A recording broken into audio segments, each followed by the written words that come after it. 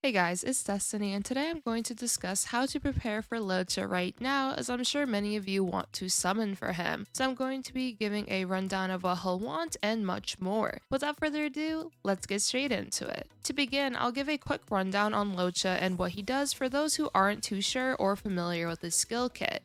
To begin, Luocha is an imaginary abundance character who has a pretty unique skill kit so far, as his skill can restore a large amount of HP to an ally.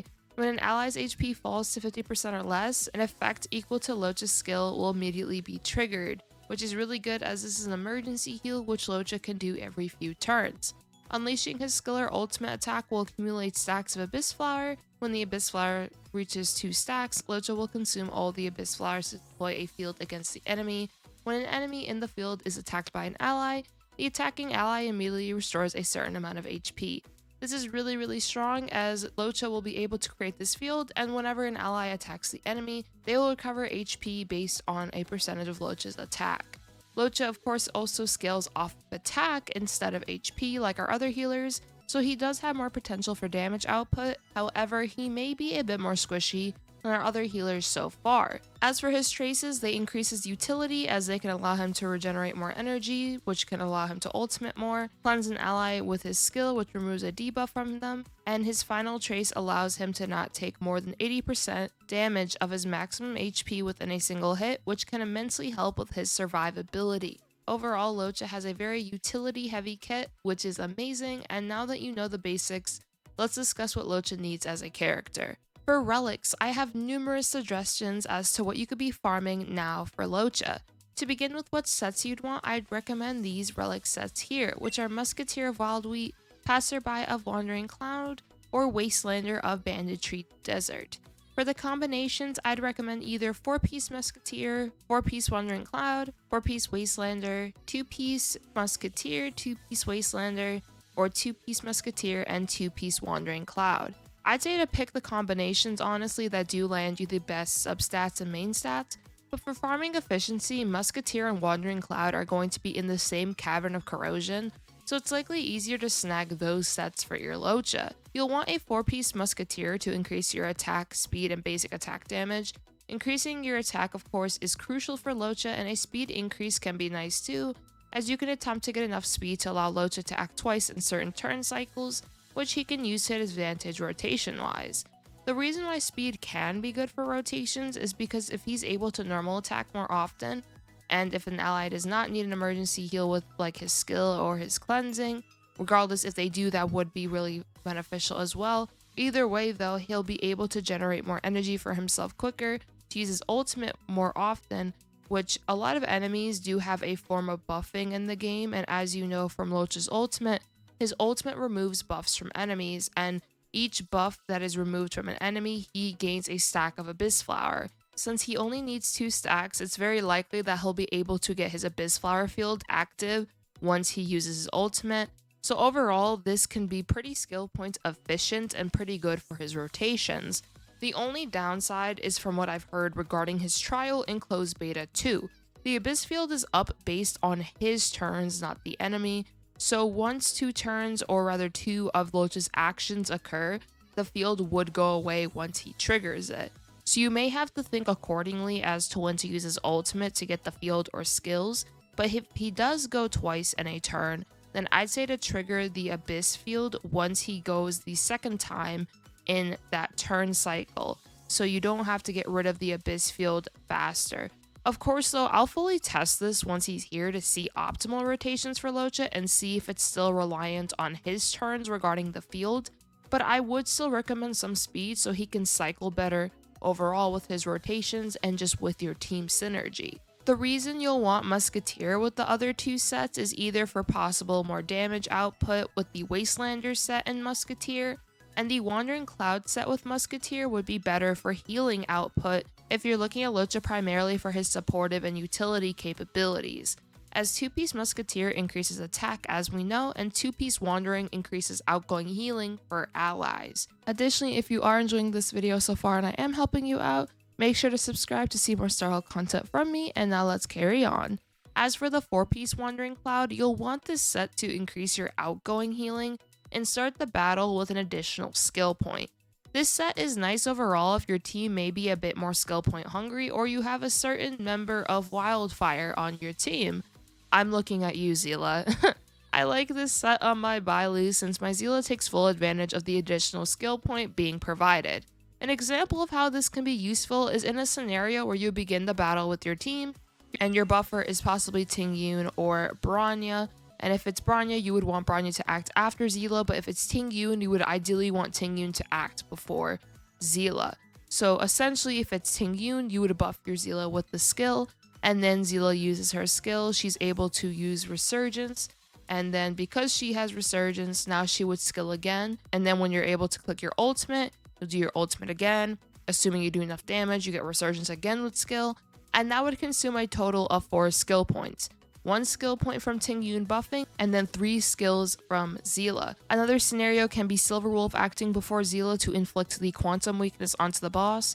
This is mainly useful though in a very hyper offensive team comp, where you'd attempt to use all your skill points pretty quickly overall just to do as much damage as possible. I have used this sort of combination when it comes to Memory of Chaos. If I'm very confident my Zila can defeat whatever I'm fighting, I definitely try to do as much as possible within the first 2 turn cycles in order to get as many stars as possible, at least personally, for Memory of Chaos. So while this may be kind of not so optimal, it still exists if you are heavily interested in fully optimizing a hyper comp type of thing, at least with Zila anyway. And I mean, the extra skill point can be good if for whatever reason you really need an extra skill point within that turn. So it's just a nice thing to have overall, but that's really it regarding that set. As for Wastelander, this is decent if you possibly want more damage output and are able to debuff enemies with Welt, so Luocha can inflict more damage to the 4-piece as it'll increase his crit rate and crit damage against imprisoned enemies. This will be easier with Welt, as Welt can imprison enemies quite frequently with his skill kit, but you can also not use Welt and use Luocha by himself, and if you plan to break with Luocha, which his ultimate is AoE, so him breaking isn't impossible, as he'll be able to still hit a lot of the enemies, then this can allow for imprisonment as well, so Luocha can still do this on his own.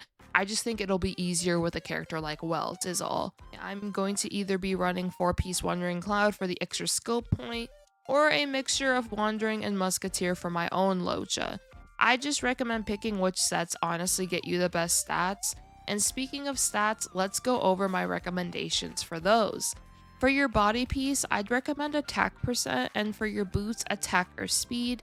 Attack will be better for damage output and more heals, but speed can be good for gaining more energy to use your ultimate more often, to be able to go twice in some turn cycles as mentioned before. You'd want 120 speed to go twice during your 3rd and 8th turn cycle, and 134 for the 1st turn cycle, 4th, and so on as shown here. Of course, some alternatives to speed boots can be having a character like Asta on your team, as she can increase your speed to 134 and beyond through her ultimate, and a character like Welt can delay enemies in turn orders, which can allow Luocha to possibly go numerous times before the enemy can, and regenerate more energy in order to use his ultimate to have the Abyss Flower field a bit more consistent and up and going.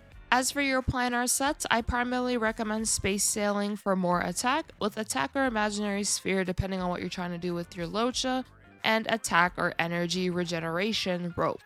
As for substats, I'd recommend attack as priority, then possibly some speed, and then possibly even effect resistance, as his 4-star light cone can benefit from him having effect resistance if you intend to use this light cone, as it can also increase his outgoing healing, allow him to resist debuffs or things that could prevent Luocha from being optimal or even operational on your team, such as if he gets imprisoned or dominated by Kafka and so on. This can really suck, as now your Luocha may not be able to act when you really need him to act in a turn order, or a turn cycle rather. I'd recommend crit rate and damage for a hybrid build where he can heal and possibly have more damage output overall, but I'm personally once again going to be more so looking at support Luocha. I will try to attempt a more offensive Luocha if possible. It just ultimately depends on my relics and what I'm able to snag, but I'm definitely going to be looking at Musketeer and Wandering Cloud once again.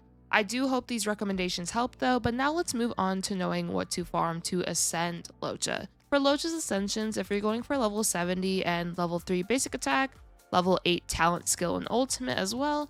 For farming your unlockable traces also, you'll need 151 purple EXP books, 2 blue books, 5 green books, 30 golden crown of the past shadow, which is farmable from the current imaginary mini boss we have unlocked, 5 Kokolia boss materials, and so on, which the Kokolia boss materials are your weeklies that you can do only 3 times a week, so make sure you are doing those as well. As for level 80 with max traces of all levels and unlockables, you'll need this amount of materials as shown here. Overall, it's a good amount of grinding, but if you start this week, you'll likely be able to have enough materials for him no problem before he arrives next week. Lastly, I wanted to discuss the value and how to prep the 4 stars on his banner.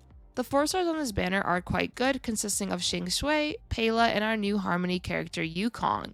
Qingque is given for free, but her eidolons on her can never hurt as they make our gambling girl even stronger, and allows for her main DPS capabilities to further increase. Plus, who wouldn't want to play gacha within a gacha?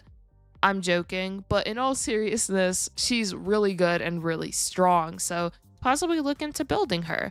As for Pela, she's an ice debuffer who can remove buffs from enemies and can defense shred enemies. Pela has a really good multiplier with her defense shred, which all allies can take advantage of and can be an amazing debuffer on your team comps. Lastly, we have Yukong, who is an imaginary type character following the path of harmony.